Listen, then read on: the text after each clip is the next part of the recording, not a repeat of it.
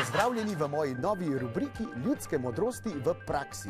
In za prvo ljudsko modrost sem si izbral ustno higieno, zobno higieno. In sem najdel kar nekaj nasvetov, če pa te res delujejo, sem šel pa preveriti v zobozdravstveni center Babit do svojega zobozdravnika Nika Zagodeta. Do Nikota grem. Niko? Niko? Doktor Niko? Niko? Niko! Niko, Niko!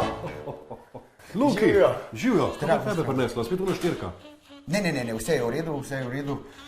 Super si, ampak rabim tvojo strokovno pomoč, kaj ti raziskujem stare šege modrosti za zobno higieno. Kakor je bilo to 100-200 let nazaj, 2000 let nazaj, pa imam s sabo neki stvari, pa če mi bi pomagal iti to čez. Ja, probiva, da vidimo, če bom znal. Evo, bomo povedali. Prva modrost pravi, da ob zobobolu grgrajmo žganje in izpirajmo s kisom. Niko, a je kaj na temu? Bi pomagalo? Pomagalo. Prvo kot prvo, tako bom rekel, alkohol izsuši sluznico. Druga stvar pa je, da tisti, ki svetujejo, da se z alkoholom grgra, ga ponovadi ne grgrajo. Tako da gre alkohol mimo zoba do nižje ležečih končnih porabnikov in so stranskih učinkov deležna predvsem jetra.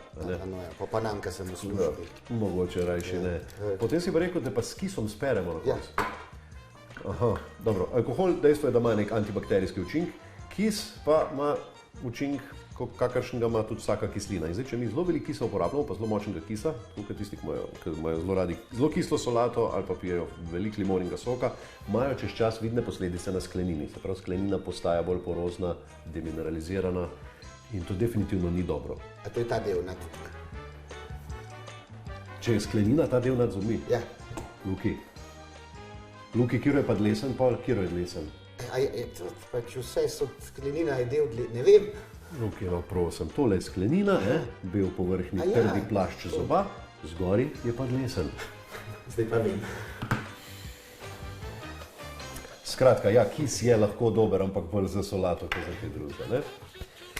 Ja. Naprej na drugo modrost. Druga trditev, ki so jo najdel, je ta, da so si včasih ljudje zobe drgnili z vejicami, bolj natančne na naših koncih z vejico kostanja, to imam tukaj, in pa žvečenje ali pa drgnjenje oglja na zobe, da so te bili bolj beli. Niko, je kaj na temu? Prvo kot prvo bi te vprašal, zakaj hudiča si šel nabirati kostanjeve vejice, namesto da bi enostavno posegal po navadni zobni ščetki? No, mogoče so včasih res to delali in dejansko še danes to počnejo v nekaterih državah Afrike in Bližnjega vzhoda, ampak to so vejice drevesa miswak, ki jih je Svetovna zdravstvena organizacija celo uvrstila med ustrezne zobozdravstvene pripomočke. Kostanj, kakor vem, ni med njimi. Luki, kaj ti delaš? Ja, pač trditev je, da žvečenje ali drgnjenje oglja na zobe pobeli. A je to... Ne mi smije. Luki, daj ti imej oglje rajš za žar, pa si z njim priprav kaj za podzob, a prav? Zdaj imam oglje na zob. Ja, saj se vidi. Naslednja modrost pa pravi, da ob zobobolu pomaga žvečenje ali pa pač da jemo surov česen ali surovo čebulo. Česen vem, da je zdrav. Ja, v ordinaciji ga sicer nimam, tako da... In to kar celega boš pojedel zdaj? Okno bi se malo odprl. Kam vroče je rata.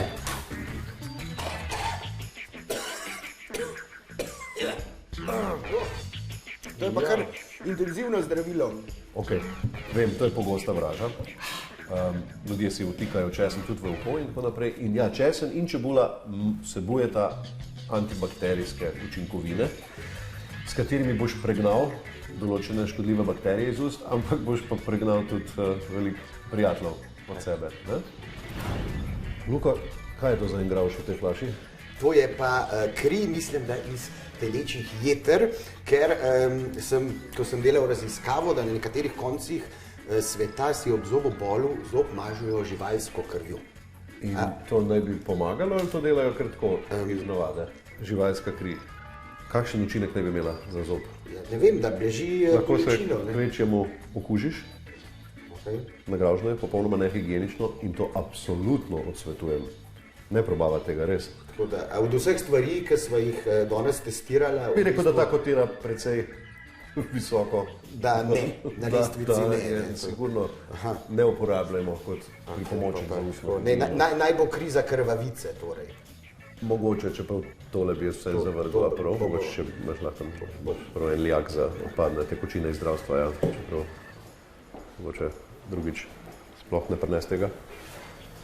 Doktor Niko Zagode, zobar, hvala lepa, da si mi povedal, da si mi razložil, kaj v bistvu ne početi s svojimi zobmi, da smo napredovali od teh starih. Ali pa da vsaj ostanemo relativno zdravi, da si ne poslabšamo ustnega zdravja z določenimi preparati in pripomočki.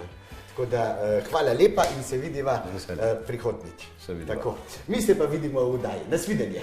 Opa. Ne še tako hiter. Ker tamle se še used. Kaj? Ja, kaj? Pa ne, nimava pregleda. Nimava pregleda. Luki, izkoristiva zdaj ta čas. Evo, samo tole štirkico pogledam. Malo tele oblogice počistila, veš, da boš lep za Godlerja, okej? Okej. Pa Jure to tudi reč ne pride, ki kamen spucati. A ga še dolg ni bilo? Ne smem povedati, poklicna skrivnost.